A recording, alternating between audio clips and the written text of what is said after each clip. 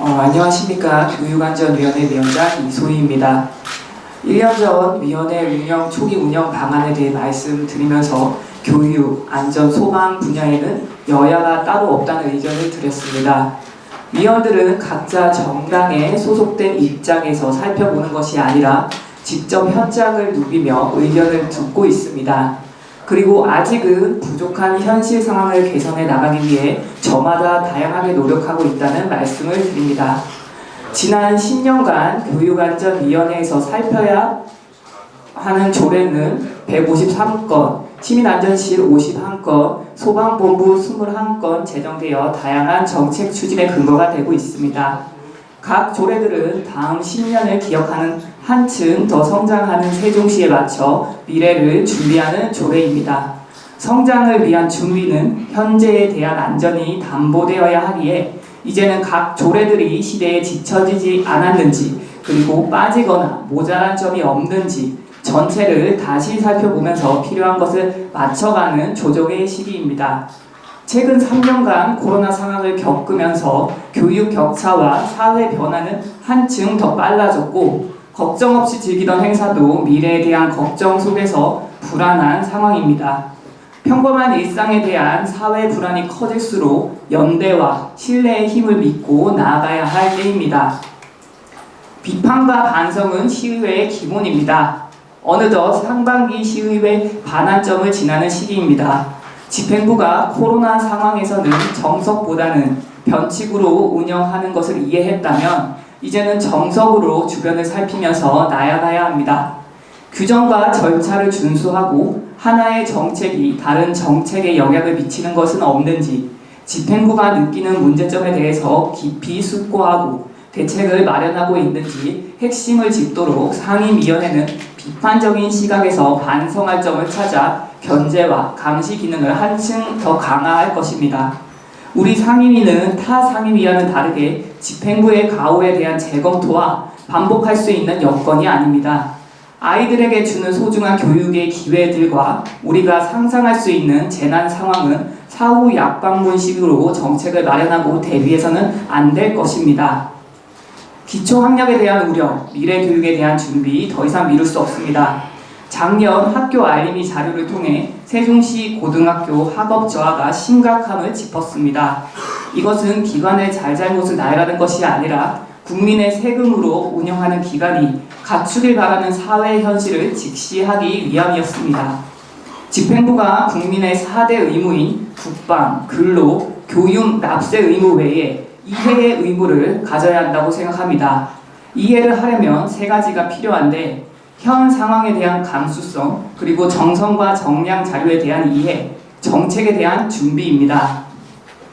현 상황에 대한 감수성은 세종 시민들이 무엇을 궁금해하고 무엇을 불안해하고 무엇을 못 믿을지 생각해야 합니다. 집행부는 그것을 미리 감지하고 어떻게 설명해야 시민들이 덜 불편할지, 불신과 의심을 어떻게 해야 최소화할지를 알아야 합니다. 이것이 상황에 대한 감수성입니다. 그리고 정성적 접근과 정량적 접근이 조화를 이뤄야 합니다. 혁신 교육, 미래 교육 등 거창한 구호 아래 시작하는 정책들이 정량이 없는 정성만을 접근은 공여하기 쉽고, 정성이 없는 정량만의 접근은 딱딱하거나 설득력이 약해집니다. 정책에 대한 준비를 위해 집행부는 진실을 말하되 시민의 의심이나 불신을 최소화할 수 있는 명확한 메시지를 쉬운 말로 해야 합니다. 저는 향후 1년간 위 3가지 사항을 기본으로 의정활동을 이어가겠습니다. 길을 밝히며 나아가겠습니다. 우리는 늘 길을 찾을 것입니다. 상임위원회 각 위원님들 저마다 묵묵히 최선을 다해 의정활동을 수행하고 계십니다. 그 결실은 시민들이 느끼고 이해하실 것이라 생각합니다. 부족한 것을 채우고 모자란 것은 끊임없이 묻고 길을 찾으며 사각지대가 없도록 상임위 운영에 내실을 기하겠습니다. 시의원으로서 소신있고 당당하게 의정활동을 펼치실 교육안전위원회 의원님들의 의지를 담아 오늘 이 자리에서 지난 1년을 살펴보며 다음 1년을 나아갈 의지를 알려드립니다. 한층 더 성장하고 내일을 기대하는 자랑스러운 세종시 의회가 되도록 최선을 다하겠습니다. 감사합니다. 다음은 질의답변 순서입니다. 질의하실 기자님 계십니까? 네. 네, 뉴스핀 홍근진입니다. 예, 네, 안녕하세요. 이 위원장님 1년 동안 수고하셨고요. 네. 저도 이번 질문도 아까 그 행정복지위원회 질문하고 비슷한데요. 이번에 예산결산위원회 그 대수조정 우리 교육안전위원회 걸 보니까 그 교육청이 민주시민교육과에 대한 감액도 많았고 또 일부는 증액을 하셨는데 그 내용들이 보면 평화통일 교육에 관한 그 해외 활동이라고 해야 되나요? 예, 해외 연수. 예, 그런 거는 감액을 하셨고 그 부분에 대해서 좀 민주시민교육과의 증감에 대해서 예. 어떤 연유가 있었는지 좀 자세히 좀 설명해 주시면 좋겠습니다. 예, 이번에 아무래도 코로나 이후로 처음으로 해외 연수가 많이 좀 늘었습니다. 교육청이. 그래서 총 해외 연수 비용으로 18억 원이 추경으로 올라왔었고요. 그 중에서 평화통일 교육 경우에는 이전에 독일에도 똑같이 이번에 올라온 평화통일 교육 해외 연수는 중국으로 가는 방문이었는데 이전에 독일로 방문하는 일정이 또 있었습니다. 그래서 저희 상임위에서는 중복되는 해외 연수라고 생각이 돼서 감액을 했고요. 그리고 그 외에도 민주시민교육과에서 또 동일하게 대안교육이었던 것 같아요. 그 대안교육 관련해서도 이전에 일본을 한번 다녀왔었습니다. 그렇기 때문에 저희는 또 중복되는 예산이라고 생각이 돼서 그것도 감액을 했었고요. 그리고 그 외에 또 민주시민과 관련해서 증액된 부분은 특수교육 학생들이 방과후로 수용활동을 받고 있어요. 그것 관련해서 좀 더 많은 지원을 받을 수 있고 또 요즘에 생존 수용도 많이 하고 있잖아요. 근데 특수학생들은 지원이 좀 부족한 것이 있습니다. 아무래도 1대1로 학생들이 지원을 받아야 되는데 그러지 못한 부분이 있어서 그 부분에 대해서 증액을 좀 했습니다. 또 질문하신 이제 불치입니다. 이소희 위원장님 그동안 고생 많으셨고요. 감사합니다. 축하드립니다. 네. 교치원에 있는 세종고등학교 교육가정공인처에 세종 인재 개발원이 있습니다. 거기에 보니까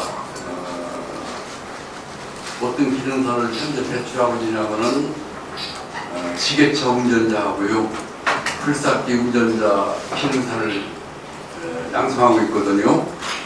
근데 지금 신흥시를 비롯한 대전, 청주, 천안 등 다른 게 이 지역에서 전기 기능사, 기계 기능사가 모자라는 게 있는데 이 기회에 기능사, 전기 기능사, 기계 기능사 등등 그런 과목을 좀 개발을 해서 하지만 교육할 수 있는 여건을 만들어주시면 고맙게 생각하는데 그에 대한 의견을 좀 한번 말씀드렸으면 고맙겠습니다. 예, 아무래도 특성화고 이쪽으로 말씀을 좀 해주시는 것 같아요. 근데 지금 현재 세종시에 2군데의 특성화고가 있고 지금 현재 그 특성화고에서는 방금 기자님께서 말씀 주신 내용은 사실 교육을 안 하는 걸로 알고 있는데 계속해서 제3의 특성화고가 제가 알기로는 생기는 걸로 알고 있거든요. 아무래도 그때 또 방금 말씀 주신 내용들도 좀 반영할 수 있지 않을까 좀 그렇게 생각이 됩니다. 아무래도 지금 현재 특성화고에서도 여러 가지 과목들을 가르치고 있는데 계속해서 현재 수요에 따라서 과목들을 좀 많이 바꾸게 되긴 하더라고요. 그래서 방금 기자님께서 말씀 주신 내용도 아무래도 학생들의 수요가 좀 높고 하다면 방금 말씀 제가 드렸지만 제3의 특성화고뿐만 또 아니라 현재 있는 특성화고에서도 좀 고려를 할 수 있는 여지도 좀 있을 거라는 좀 생각도 또 들기도 합니다. 네. 또 질의하실 기자님 계십니까?